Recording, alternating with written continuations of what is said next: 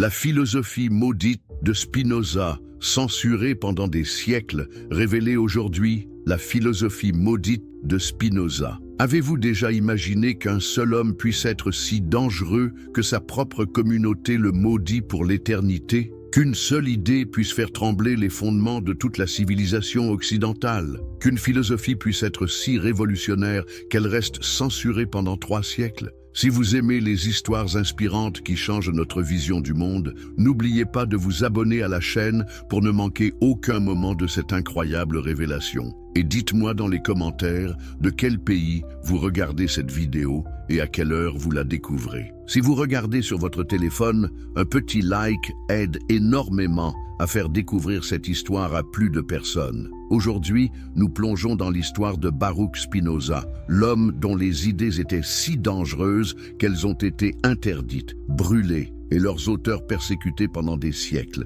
Mais pourquoi ces pensées faisaient-elles si peur? Qu'avait-il découvert de si terrible que même mentionner son nom pouvait vous conduire en prison? L'hérétique qui défia Dieu. Nous sommes en 1656, à Amsterdam. Imaginez-vous dans une synagogue bondée, l'air lourd de tension. Un jeune homme de 23 ans se dresse devant les anciens de la communauté juive. Son crime, avoir osé questionner l'origine divine de la Bible. Mais était-ce vraiment un crime ou était-ce le début d'une révolution intellectuelle qui allait changer le monde? Baruch Spinoza n'était pas né rebelle. Fils d'une famille de marchands juifs prospères, réfugié de l'Inquisition espagnole, il était destiné à une vie tranquille dans le commerce familial. Mais que se passe-t-il quand un esprit brillant refuse de se conformer aux dogmes? Que se passe-t-il quand quelqu'un ose poser les questions que personne n'a le courage de formuler? Le jeune Spinoza avait commencé ses études dans l'école talmudique Etz Haïm. Élève brillant,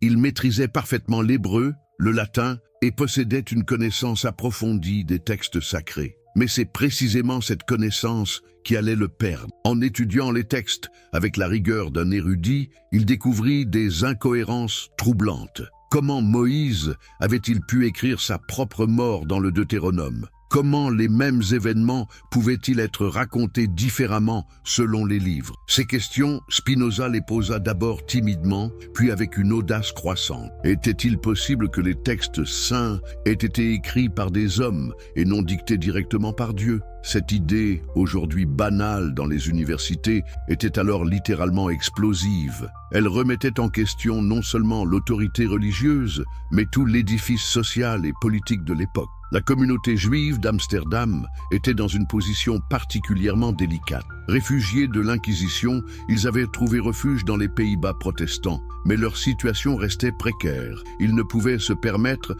qu'un de leurs membres attire l'attention négative des autorités chrétiennes. Un juif qui niait l'inspiration divine des Écritures, c'était un scandale qui pouvait compromettre la sécurité de toute la communauté.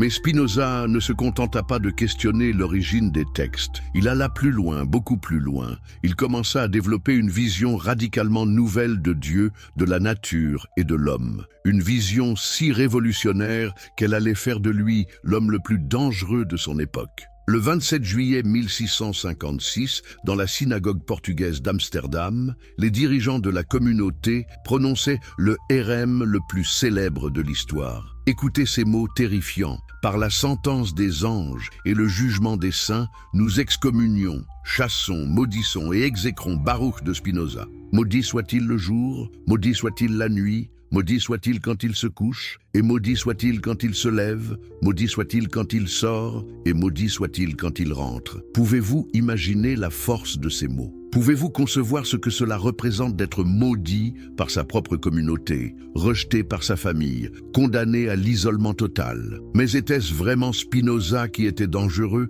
ou était-ce ses idées qui étaient trop puissantes pour être contenues? Le décret ne s'arrêtait pas là. Il interdisait à quiconque de communiquer avec Spinoza, de lui rendre service, ou même de lire ses écrits. Sa famille elle-même était contrainte de le renier. Ses anciens amis devaient croiser la rue pour l'éviter. À 23 ans, Baruch Spinoza était devenu un fantôme social. Mais que fit ce jeune homme face à cette condamnation? Se repentit-il? Supplia-t-il le pardon? Non. Il fit quelque chose d'encore plus révolutionnaire. Il accepta son sort et décida de vivre sa vérité, quelles qu'en soient les conséquences. Il changea même son prénom de Baruch en Benedictus, la traduction latine, marquant symboliquement sa rupture avec le monde juif. Dieu est tout, tout est Dieu. Après son excommunication, Spinoza s'installa dans une petite maison à Reinsburg, près de Leyde. Pour survivre, il polissait des lentilles optiques, un métier qu'il avait appris et qui lui permettait de subsister modestement.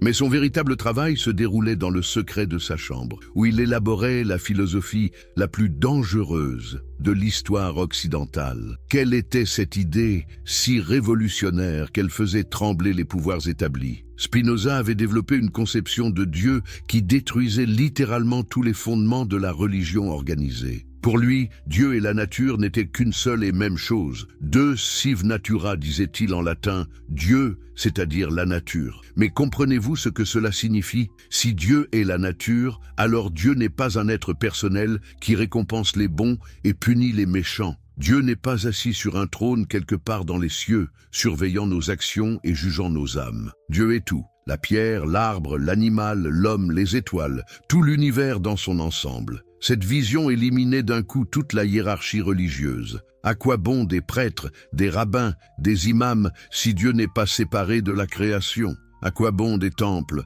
des églises, des mosquées, si Dieu est partout? À quoi bon des intermédiaires entre l'homme et le divin, si nous sommes nous-mêmes partie intégrante de cette divinité? Imaginez l'impact de cette idée sur les institutions religieuses de l'époque. L'Église catholique, qui prétendait détenir l'unique voie vers le salut, se retrouvait soudain privée de sa raison d'être. Les synagogues, les temples protestants, tous ces lieux de pouvoir spirituel perdaient leur légitimité face à cette vision panthéiste révolutionnaire. Mais Spinoza ne s'arrêta pas là. Il développa une autre idée encore plus subversive, l'absence totale de libre arbitre. Selon lui, tout dans l'univers, y compris nos pensées et nos actions, est déterminé par les lois nécessaires de la nature. Nous croyons choisir librement, mais en réalité, nous sommes comme des pierres qui tombent en croyant décider de leur chute.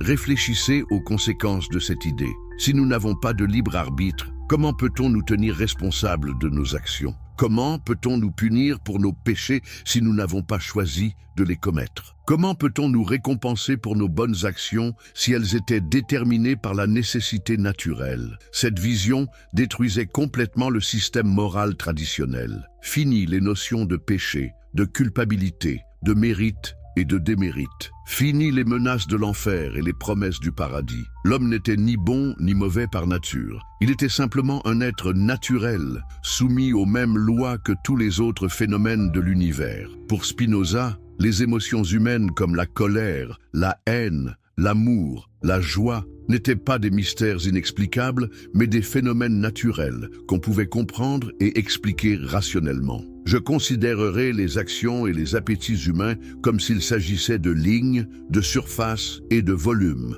écrivait-il dans son Éthique. Cette approche géométrique de l'âme humaine était révolutionnaire. Au lieu de moraliser ou de condamner les passions, Spinoza proposait de les comprendre. Au lieu de lutter contre notre nature, il suggérait de la connaître pour mieux vivre en harmonie avec elle. Mais alors me direz-vous, si tout est déterminé, à quoi bon la morale? À quoi bon l'effort? Spinoza avait une réponse subtile et profonde. Même si nos actions sont déterminées, la compréhension de cette détermination nous libère. Connaître les causes de nos passions nous permet de ne plus en être esclaves. Comprendre les lois de la nature nous permet de vivre en harmonie avec elles plutôt que de les combattre inutilement. Cette sagesse spinoziste était une forme de libération spirituelle sans précédent. Plus besoin de craindre un Dieu vengeur, plus besoin de se torturer avec la culpabilité, plus besoin de vivre dans l'angoisse du jugement dernier. La véritable spiritualité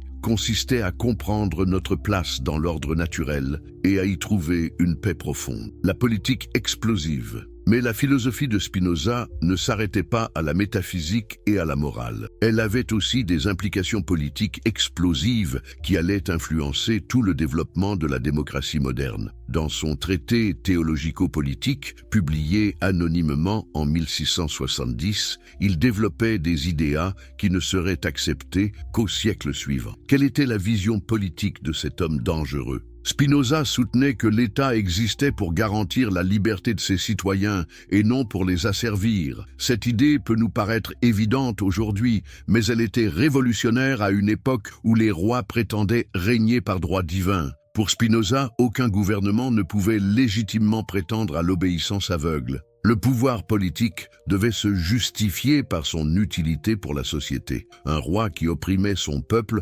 perdait automatiquement sa légitimité. Cette théorie du contrat social influencerait profondément les philosophes des Lumières et les révolutionnaires américains et français. Mais la proposition la plus dangereuse de Spinoza concernait la liberté de pensée et d'expression. Dans une époque où l'hérésie était punie de mort, où les livres étaient brûlés et leurs auteurs persécutés, il osait affirmer que toutes les idées devaient pouvoir être exprimées librement. Dans un État libre, il est permis à chacun de penser ce qu'il veut et de dire ce qu'il pense, écrivait-il. Imaginez le scandale que provoquait cette affirmation. Comment un État pouvait-il survivre si chacun était libre de critiquer le gouvernement, de remettre en question la religion, de proposer des idées subversives? Spinoza avait une réponse remarquablement moderne. La censure était non seulement injuste, mais aussi inefficace et dangereuse. Selon lui, interdire l'expression d'une idée ne la faisait pas disparaître,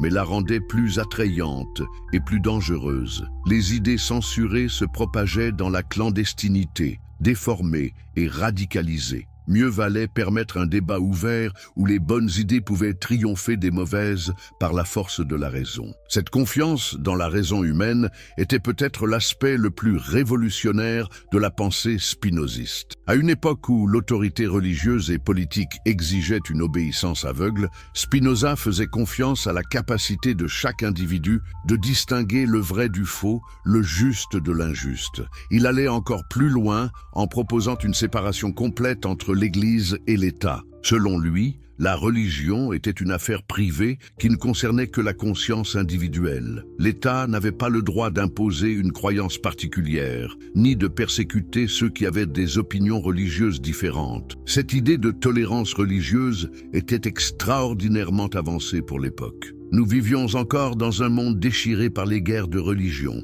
où catholiques et protestants s'entretuaient au nom de Dieu. Proposer que toutes les religions puissent coexister pacifiquement était une vision utopique qui ne se réaliserait qu'au siècle suivant. Spinoza développait aussi une théorie démocratique révolutionnaire. Pour lui, la démocratie était la forme de gouvernement la plus naturelle et la plus rationnelle. Puisque tous les hommes étaient égaux par nature, ils avaient tous le droit de participer au pouvoir politique. Cette idée égalitaire choquait profondément une société fondée sur la hiérarchie et les privilèges. Mais comment cet homme isolé, vivant modestement de son travail d'opticien, pouvait-il développer des idées si avancées? D'où venait cette vision extraordinairement moderne de la politique et de la société? Spinoza avait l'avantage de vivre aux Pays-Bas, le pays le plus tolérant de l'Europe à cette époque. Il pouvait observer de près les avantages d'une société relativement libre et diverse. Il voyait que la prospérité d'Amsterdam venait précisément de sa tolérance religieuse et de sa liberté commerciale. Les marchands juifs, les artisans protestants, les intellectuels de toutes origines contribuaient ensemble à la richesse de la ville. Cette diversité était une force, non une faiblesse. L'héritage interdit. Mais que devint cette philosophie révolutionnaire après la mort de Spinoza en 1677? Comment ces idées maudites ont-elles survécu et influencé le monde moderne? L'histoire de la diffusion du spinozisme est aussi fascinante que celle de sa création. Spinoza mourut seul, dans une chambre de La Haye, à l'âge de 44 ans seulement. Sa santé avait été minée par les poussières de verre qu'il inhalait en polissant ses lentilles. Mais même sur son lit de mort, il refusa de se repentir ou de renier ses idées. Ses dernières paroles furent pour encourager ses amis à poursuivre la recherche de la vérité. Immédiatement après sa mort, ses amis publièrent ses œuvres complètes, mais anonymement et en latin seulement. Ils savaient que révéler l'identité de l'auteur aurait été trop dangereux. Même ainsi, les livres furent immédiatement interdits dans la plupart des pays européens. l'Église catholique plaça toutes les œuvres de Spinoza à l'index Librorum Prohibitorum, la liste des livres interdits. Les posséder, les lire ou même les mentionner favorablement étaient passibles d'excommunication. Cette interdiction ne fut levée qu'en 1966, près de 3 siècles après la mort du philosophe. Mais peut-on vraiment interdire une idée ?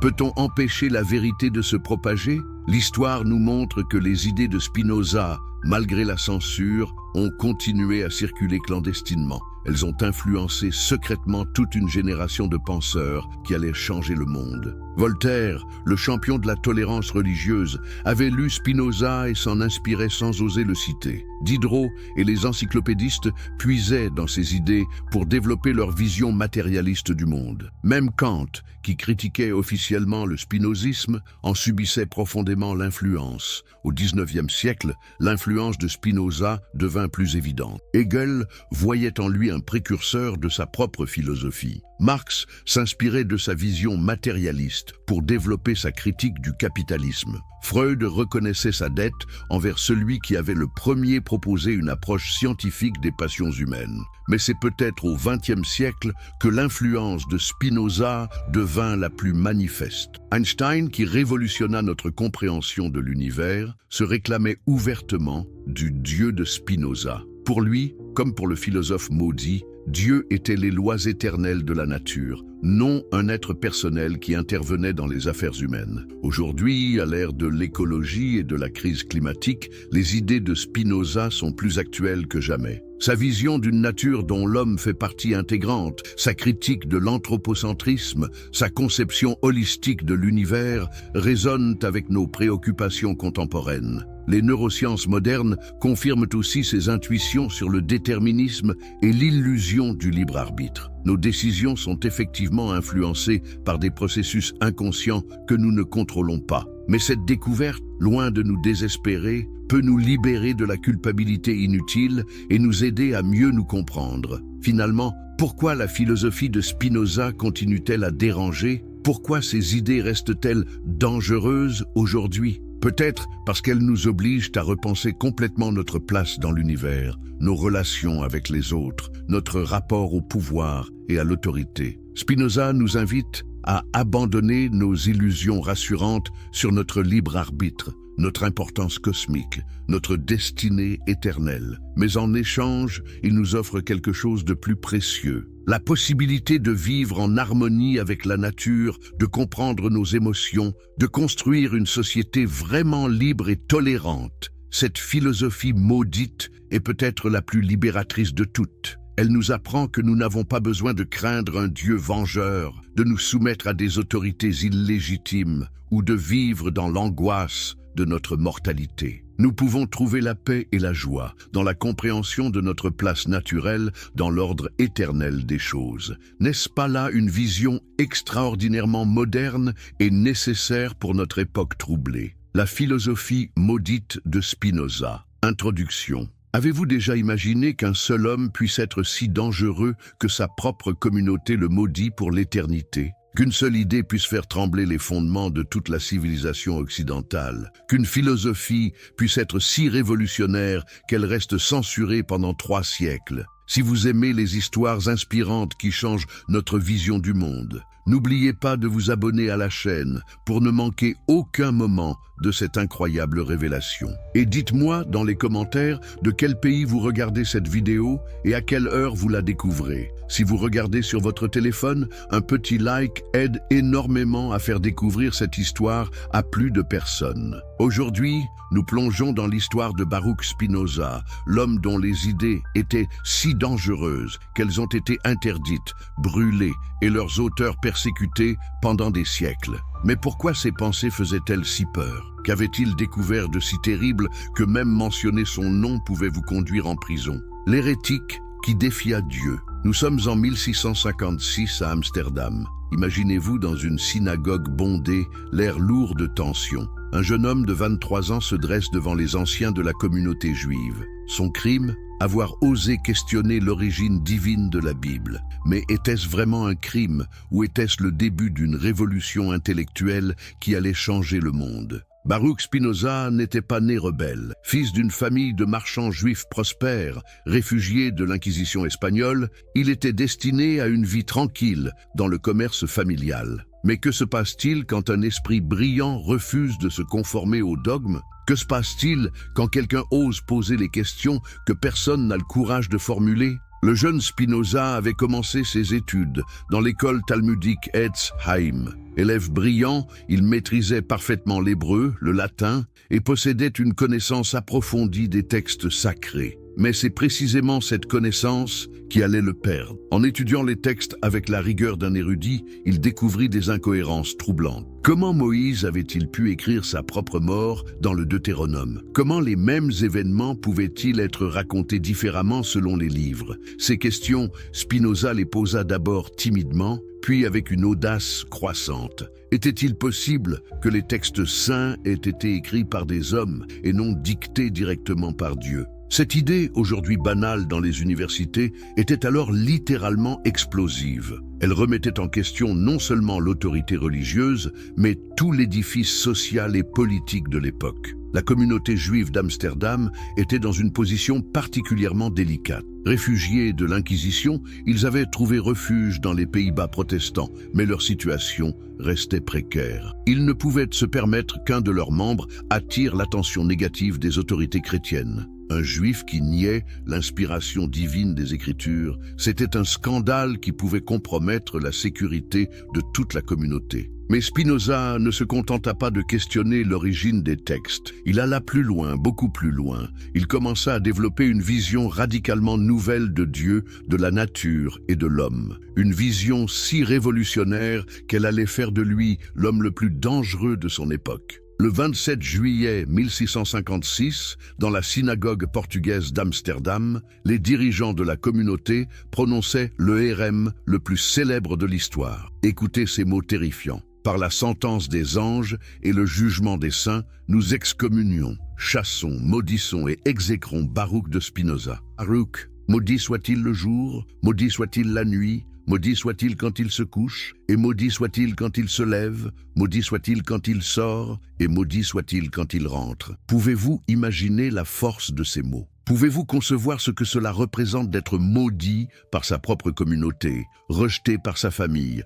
condamné à l'isolement total? Mais était-ce vraiment Spinoza qui était dangereux, ou était-ce ses idées qui étaient trop puissantes pour être contenues? Le décret ne s'arrêtait pas là. Il interdisait à quiconque de communiquer avec Spinoza, de lui rendre service, ou même de lire ses écrits. Sa famille elle-même était contrainte de le renier. Ses anciens amis devaient croiser la rue pour l'éviter. À 23 ans, Baruch Spinoza était devenu un fantôme social. Mais que fit ce jeune homme face à cette condamnation? Se repentit-il? Supplia-t-il le pardon? Non. Il fit quelque chose d'encore plus révolutionnaire. Il accepta son sort et décida de vivre sa vérité, quelles qu'en soient les conséquences. Il changea même son prénom de Baruch en Benedictus, la traduction latine, marquant symboliquement sa rupture avec le monde juif. Dieu est tout, tout est Dieu. Après son excommunication, Spinoza s'installa dans une petite maison à Rijnsburg, près de Leyde. Pour survivre, il polissait des lentilles optiques, un métier qu'il avait appris et qui lui permettait de subsister modestement. Mais son véritable travail se déroulait dans le secret de sa chambre, où il élaborait la philosophie la plus dangereuse de l'histoire occidentale. Quelle était cette idée si révolutionnaire qu'elle faisait trembler les pouvoirs établis? Spinoza avait développé une conception de Dieu qui détruisait littéralement tous les fondements de la religion organisée. Pour lui, Dieu et la nature n'étaient qu'une seule et même chose. Deus sive natura, disait-il en latin, Dieu, c'est-à-dire la nature. Mais comprenez-vous ce que cela signifie? Si Dieu est la nature, alors Dieu n'est pas un être personnel qui récompense les bons et punit les méchants. Dieu n'est pas assis sur un trône quelque part dans les cieux, surveillant nos actions et jugeant nos âmes. Dieu est tout. La pierre, l'arbre, l'animal, l'homme, les étoiles, tout l'univers dans son ensemble. Cette vision éliminait d'un coup toute la hiérarchie religieuse. À quoi bon des prêtres, des rabbins, des imams, si Dieu n'est pas séparé de la création? À quoi bon des temples, des églises, des mosquées si Dieu est partout? À quoi bon des intermédiaires entre l'homme et le divin si nous sommes nous-mêmes partie intégrante de cette divinité? Imaginez l'impact de cette idée sur les institutions religieuses de l'époque. L'Église catholique, qui prétendait détenir l'unique voie vers le salut, se retrouvait soudain privée de sa raison d'être. Les synagogues, les temples protestants, tous ces lieux de pouvoir spirituel perdaient leur légitimité face à cette vision panthéiste révolutionnaire. Mais Spinoza ne s'arrêta pas là. Il développa une autre idée encore plus subversive, l'absence totale de libre arbitre. Selon lui, tout dans l'univers, y compris nos pensées et nos actions, est déterminé par les lois nécessaires de la nature. Nous croyons choisir librement, mais en réalité, nous sommes comme des pierres qui tombent en croyant décider de leur chute. Réfléchissez aux conséquences de cette idée. Si nous n'avons pas de libre arbitre, comment peut-on nous tenir responsables de nos actions? Comment peut-on nous punir pour nos péchés si nous n'avons pas choisi de les commettre? Comment peut-on nous récompenser pour nos bonnes actions si elles étaient déterminées par la nécessité naturelle? Cette vision détruisait complètement le système moral traditionnel. Fini les notions de péché, de culpabilité, de mérite et de démérite. Fini les menaces de l'enfer et les promesses du paradis. L'homme n'était ni bon ni mauvais par nature. Il était simplement un être naturel, soumis aux mêmes lois que tous les autres phénomènes de l'univers. Pour Spinoza, les émotions humaines comme la colère, la haine, l'amour, la joie n'étaient pas des mystères inexplicables, mais des phénomènes naturels qu'on pouvait comprendre et expliquer rationnellement. Je considérerai les actions et les appétits humains comme s'il s'agissait de lignes, de surface et de volume,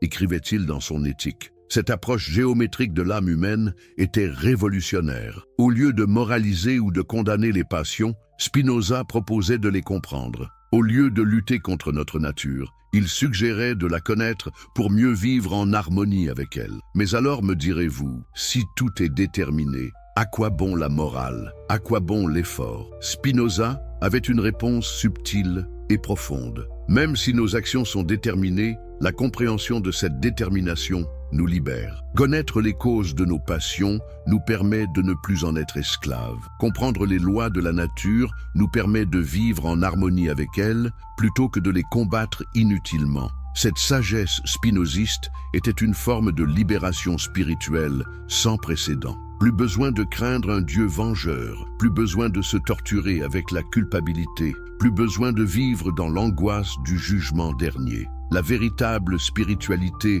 consistait à comprendre notre place dans l'ordre naturel et à y trouver une paix profonde. La politique explosive. Mais la philosophie de Spinoza ne s'arrêtait pas à la métaphysique et à la morale. Elle avait aussi des implications politiques explosives qui allaient influencer tout le développement de la démocratie moderne. Dans son traité théologico-politique, publié anonymement en 1670, il développait des idéas qui ne seraient acceptés qu'au siècle suivant. Quelle était la vision politique de cet homme dangereux? Spinoza soutenait que l'État existait pour garantir la liberté de ses citoyens et non pour les asservir. Cette idée peut nous paraître évidente aujourd'hui, mais elle était révolutionnaire à une époque où les rois prétendaient régner par droit divin. Pour Spinoza, aucun gouvernement ne pouvait légitimement prétendre à l'obéissance aveugle. Le pouvoir politique devait se justifier par son utilité pour la société. Un roi qui opprimait son peuple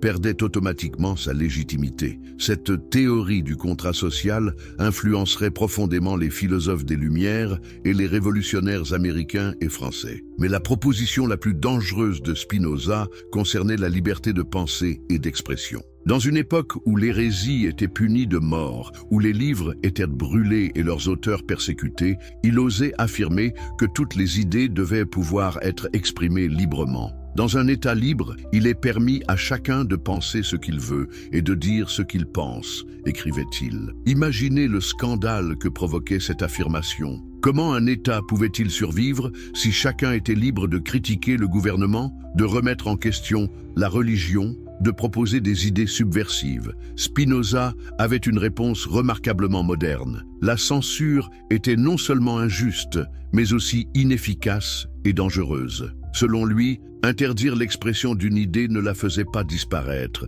mais la rendait plus attrayante et plus dangereuse. Les idées censurées se propageaient dans la clandestinité, déformées et radicalisées. Mieux valait permettre un débat ouvert où les bonnes idées pouvaient triompher des mauvaises par la force de la raison. Cette confiance dans la raison humaine était peut-être l'aspect le plus révolutionnaire de la pensée spinoziste. À une époque où l'autorité religieuse et politique exigeait une obéissance aveugle, Spinoza faisait confiance à la capacité de chaque individu de distinguer le vrai du faux, le juste de l'injuste. Il allait encore plus loin en proposant une séparation complète entre l'Église et l'État. Selon lui, la religion était une affaire privée qui ne concernait que la conscience individuelle. L'État n'avait pas le droit d'imposer une croyance particulière, ni de persécuter ceux qui avaient des opinions religieuses différentes. Cette idée de tolérance religieuse était extraordinairement avancée pour l'époque. Nous vivions encore dans un monde déchiré par les guerres de religion,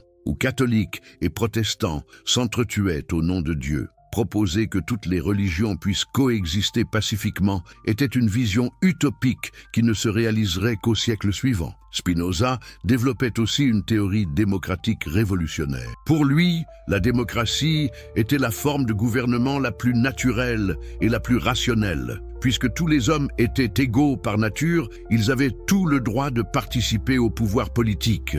Cette idée égalitaire choquait profondément une société fondée sur la hiérarchie et les privilèges. Mais comment cet homme isolé, vivant modestement de son travail d'opticien, pouvait-il développer des idées si avancées? D'où venait cette vision extraordinairement moderne de la politique et de la société? Spinoza avait l'avantage de vivre aux Pays-Bas, le pays le plus tolérant de l'Europe à cette époque. Il pouvait observer de près les avantages d'une société relativement libre et diverse. Il voyait que la prospérité d'Amsterdam venait précisément de sa tolérance religieuse et de sa liberté commerciale. Les marchands juifs, les artisans protestants, les intellectuels de toutes origines contribuaient ensemble à la richesse de la ville. Cette diversité était une force, non une faiblesse. L'héritage interdit. Mais que devint cette philosophie révolutionnaire après la mort de Spinoza en 1677? Comment ces idées maudites ont-elles survécu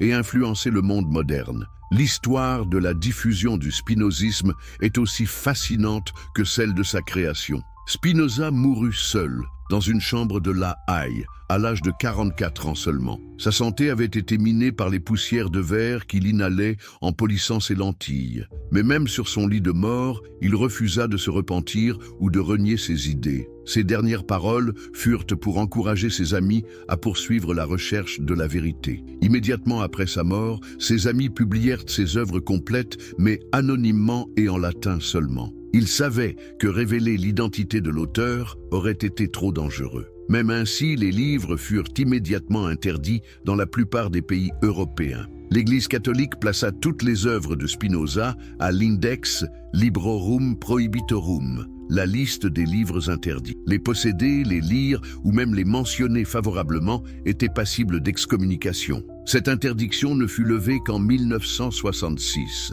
près de 3 siècles après la mort du philosophe. Mais peut-on vraiment interdire une idée? Peut-on empêcher la vérité de se propager? L'histoire nous montre que les idées de Spinoza, malgré la censure, ont continué à circuler clandestinement. Elles ont influencé secrètement toute une génération de penseurs qui allaient changer le monde. Voltaire, le champion de la tolérance religieuse, avait lu Spinoza et s'en inspirait sans oser le citer. Diderot et les encyclopédistes puisaient dans ces idées pour développer leur vision matérialiste du monde. Même Kant, qui critiquait officiellement le spinozisme, en subissait profondément l'influence. Au XIXe siècle, l'influence de Spinoza devint plus évidente. Hegel voyait en lui un précurseur de sa propre philosophie. Marx s'inspirait de sa vision matérialiste pour développer sa critique du capitalisme. Freud reconnaissait sa dette envers celui qui avait le premier proposé une approche scientifique des passions humaines. Mais c'est peut-être au XXe siècle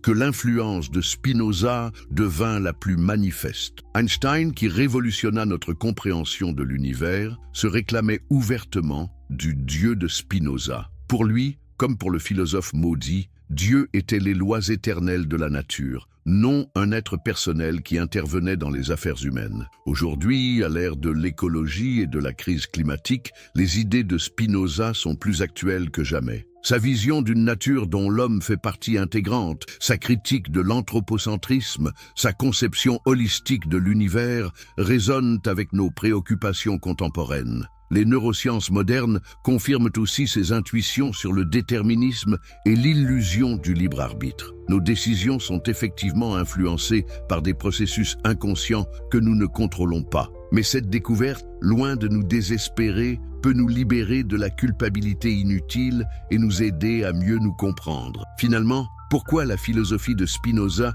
continue-t-elle à déranger? Pourquoi ces idées restent-elles dangereuses aujourd'hui? Peut-être parce qu'elles nous obligent à repenser complètement notre place dans l'univers, nos relations avec les autres, notre rapport au pouvoir et à l'autorité. Spinoza nous invite à abandonner nos illusions rassurantes sur notre libre arbitre, notre importance cosmique, notre destinée éternelle. Mais en échange, il nous offre quelque chose de plus précieux. La possibilité de vivre en harmonie avec la nature, de comprendre nos émotions, de construire une société vraiment libre et tolérante. Cette philosophie maudite est peut-être la plus libératrice de toutes. Elle nous apprend que nous n'avons pas besoin de craindre un Dieu vengeur, de nous soumettre à des autorités illégitimes ou de vivre dans l'angoisse de notre mortalité. Nous pouvons trouver la paix et la joie dans la compréhension de notre place naturelle dans l'ordre éternel des choses. N'est-ce pas là une vision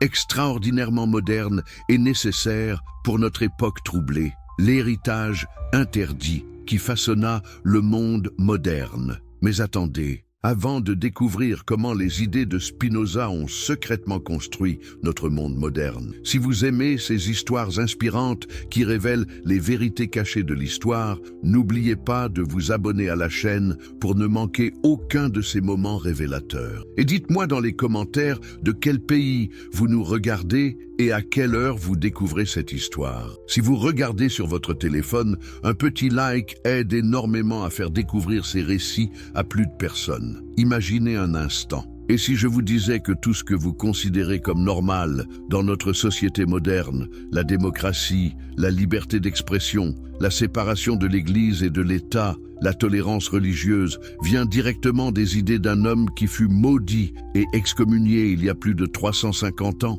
Et si je vous révélais que cette philosophie maudite influence encore aujourd'hui nos plus grands scientifiques, nos dirigeants politiques et même notre compréhension de nous-mêmes? Quand Baruch Spinoza mourut le 21 février 1677, dans sa modeste chambre de La Haye, personne n'aurait pu imaginer que ces idées hérétiques allaient secrètement transformer la civilisation occidentale. À 44 ans, rongé par la silicose causée par la poussière de verre qu'il inhalait en polissant ses lentilles, il s'éteignait dans la solitude la plus complète. Mais était-ce vraiment la fin de son histoire ou le début d'une révolution silencieuse qui allait changer le monde? Ses derniers mots furent pour encourager ses amis Georg Hermann Schüller et Johannes Colerus à continuer la recherche de la vérité. Même à l'article de la mort, il refusait de se repentir ou de renier ses convictions. Mais que se passa-t-il dans les heures qui suivirent sa mort? Comment ces manuscrits dangereux ont-ils survécu à la censure la plus impitoyable de l'histoire? Immédiatement après les funérailles, ses fidèles amis se réunirent en secret. Ils savaient qu'ils détenaient entre leurs mains les textes les plus subversifs jamais écrits. L'éthique, achevée mais jamais publiée du vivant de Spinoza, contenait des idées si révolutionnaires qu'elles pouvaient littéralement faire s'effondrer tout l'ordre social européen. Que faire de ce trésor empoisonné? La décision fut prise dans le plus grand secret. Publier anonymement les œuvres complètes, mais uniquement en latin pour limiter leur diffusion. En décembre 1677, moins de 10 mois après la mort du philosophe, paraissaient mystérieusement les Opera Postuma, les œuvres posthumes d'un auteur identifié seulement par les initiales BDS. Mais qui étaient ces hommes courageux qui risquaient leur vie pour préserver ces idées dangereuses? Johannes Rieverts, l'éditeur, était un libraire ménonite d'Amsterdam, membre d'une secte protestante elle-même persécutée. Il comprenait la valeur de la tolérance religieuse prônée par Spinoza. Lodewijk Meyer, médecin et dramaturge, partageait la vision rationaliste du philosophe. Georg Hermann Schüller, mathématicien, admirait la méthode géométrique appliquée à la philosophie. Ces hommes formaient un cercle secret de spinozistes avant la lettre. Mais pouvaient-ils vraiment espérer que ces livres interdits survivent à la censure? La réaction fut immédiate et brutale. Dès 1678, les autorités hollandaises interdisaient la vente et la possession des opéras postuma. Les exemplaires saisis étaient publiquement brûlés. Posséder ces livres devenait un délit passible d'amende et d'emprisonnement. L'Église catholique ne fut pas en reste. En 1679, la Sacrée Congrégation de l'Index plaçait tous les écrits de Spinoza dans la catégorie la plus sévère des livres prohibés. Non seulement leur lecture était interdite, mais même les mentionner favorablement constituait un péché grave. Cette interdiction, maintenue pendant près de 3 siècles, ne fut levée qu'en 1966 lors du Concile Vatican II. Mais peut-on vraiment arrêter la propagation d'une idée révolutionnaire? L'histoire nous enseigne que la censure, loin d'étouffer les idées dangereuses, les rend souvent plus attrayantes. Les œuvres de Spinoza, interdites au grand jour, commencèrent à circuler clandestinement dans toute l'Europe. Des copies manuscrites passaient de main en main. Des éditions pirates étaient imprimées en secret dans des pays plus tolérants. Qui furent les premiers à braver l'interdiction pour lire ces textes maudits? Des intellectuels courageux, des nobles éclairés, des bourgeois curieux qui sentaient que ces idées contenaient quelque chose d'essentiel pour l'avenir de l'humanité. Ils se réunissaient en secret dans des salons privés, des loges maçonniques naissantes, des académies scientifiques, pour discuter de ces concepts révolutionnaires. L'un des premiers disciples secrets fut Pierre Bayle, philosophe huguenot réfugié aux Pays-Bas après la révocation de l'édit de Nantes. Dans son dictionnaire historique et critique,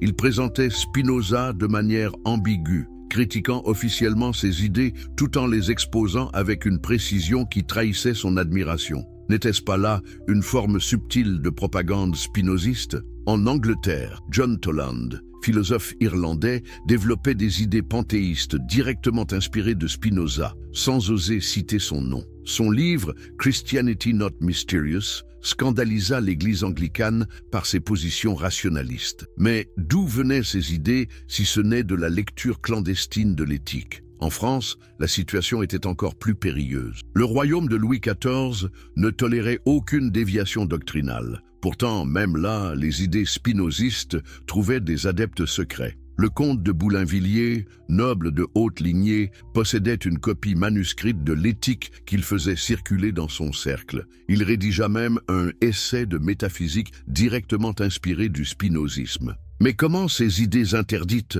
ont-elles pu influencer les grands philosophes du siècle des Lumières? Comment Voltaire, Diderot, d'Alembert ont-ils pu développer leurs théories révolutionnaires sans s'inspirer du spinozisme? Voltaire, dans ses lettres privées, avoue avoir lu Spinoza avec passion.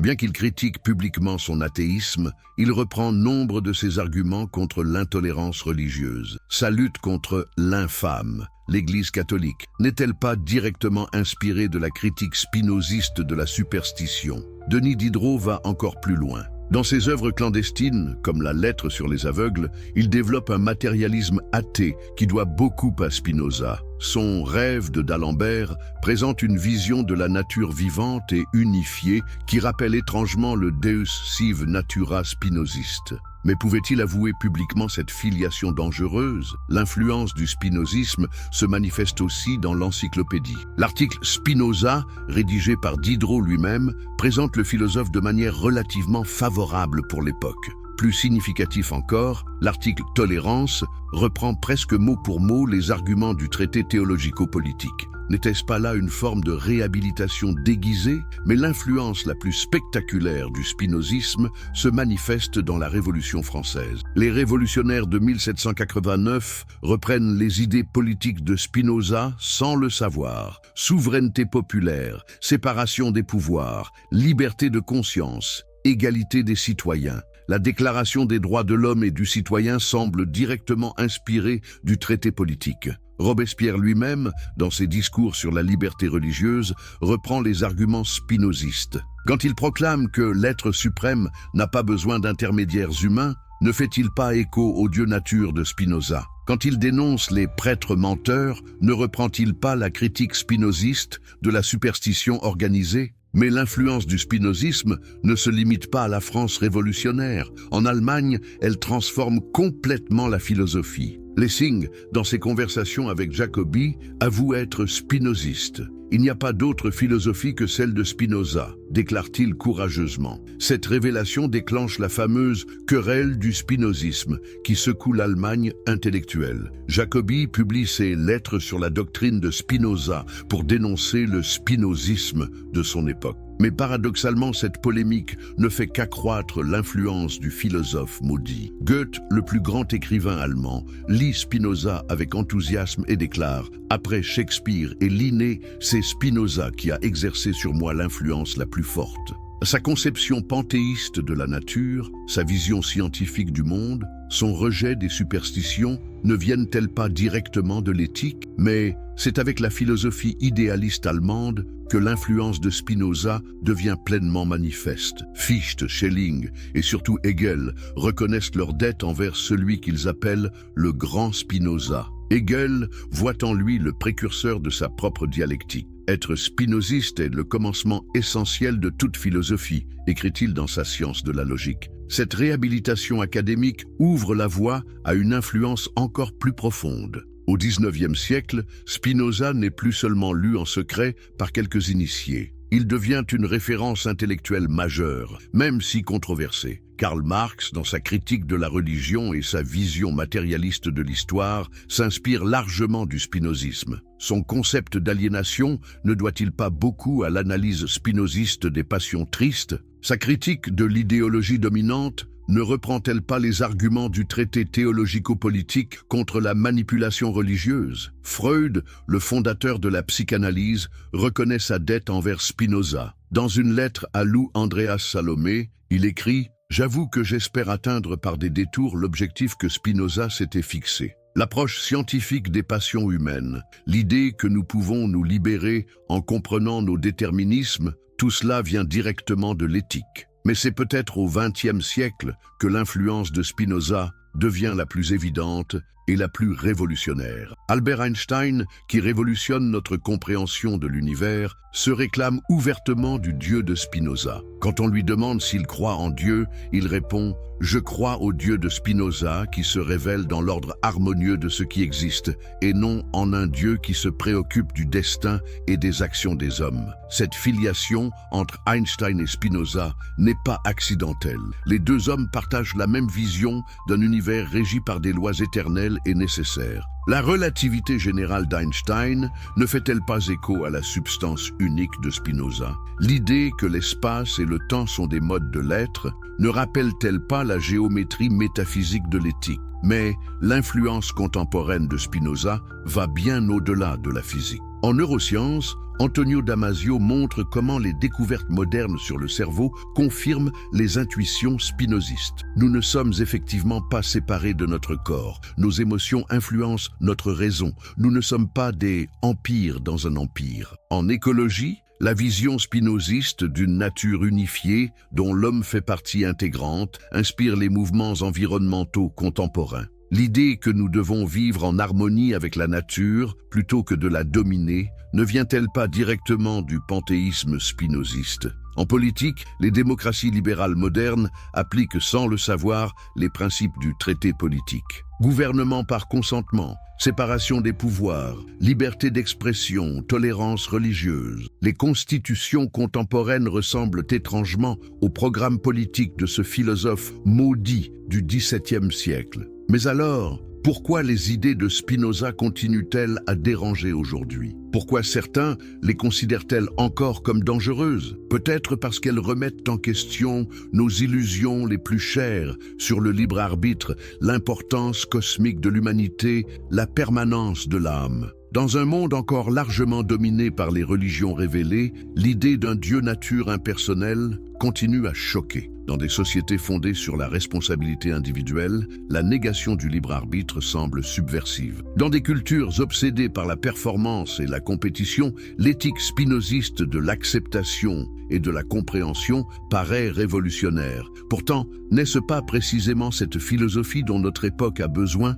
Face aux crises écologiques, aux conflits religieux, aux inégalités sociales, aux manipulations idéologiques, les idées de Spinoza offrent des solutions étonnamment modernes et pertinentes. Conclusion, la révélation finale. Alors, que nous enseigne finalement cette extraordinaire histoire de Baruch Spinoza, l'homme le plus dangereux de son époque? Que nous révèle ce parcours unique d'un jeune marchand juif devenu le philosophe le plus influent de la modernité? Premièrement, cette histoire nous montre la puissance indestructible des idées vraies. Vous pouvez excommunier un homme, brûler ses livres, interdire ses écrits pendant des siècles, mais vous ne pouvez pas tuer une idée juste. La vérité finit toujours par triompher, même si elle doit attendre des siècles pour être reconnue. Spinoza nous enseigne aussi que la plus grande révolution n'est pas celle qui renverse les gouvernements, mais celle qui libère les esprits. Ces idées ont transformé notre vision de Dieu, de la nature, de l'homme et de la société plus profondément que toutes les révolutions politiques. N'est-ce pas là la preuve que la philosophie peut changer le monde? Cette histoire nous révèle également que les idées les plus révolutionnaires viennent souvent des marginaux, des exclus, de ceux qui n'ont rien à perdre. Spinoza, excommunié et isolé, était libre de penser l'impensable précisément parce qu'il avait été rejeté par la société. Sa marginalité était sa force, son exclusion, sa liberté. Mais surtout, l'exemple de Spinoza nous montre qu'il est possible de vivre selon ses convictions, même au prix de la solitude et de l'incompréhension. Ce jeune homme de 23 ans qui a préféré l'excommunication au mensonge, qui a choisi la vérité plutôt que la sécurité, nous donne une leçon de courage moral qui résonne encore aujourd'hui. Dans notre époque d'incertitude, de fake news, de manipulations idéologiques, n'avons-nous pas besoin de cette éthique spinoziste de la vérité? Dans un monde dominé par les passions tristes, la peur, la colère, la haine, ne devrions-nous pas apprendre cette sagesse qui nous enseigne à comprendre nos émotions plutôt que d'en être esclaves? Face aux crises écologiques qui menacent notre planète, la vision spinoziste d'une humanité réconciliée avec la nature n'est-elle pas plus actuelle que jamais? Dans des sociétés déchirées par les conflits religieux, sa philosophie de la tolérance ne pourrait-elle pas nous aider à vivre ensemble malgré nos différences? Spinoza nous a légué bien plus qu'une philosophie. Il nous a montré un art de vivre qui nous libère de la superstition sans nous priver de spiritualité, qui nous enseigne la tolérance sans tomber dans le relativisme, qui nous apprend l'acceptation sans nous condamner à la passivité. Cet homme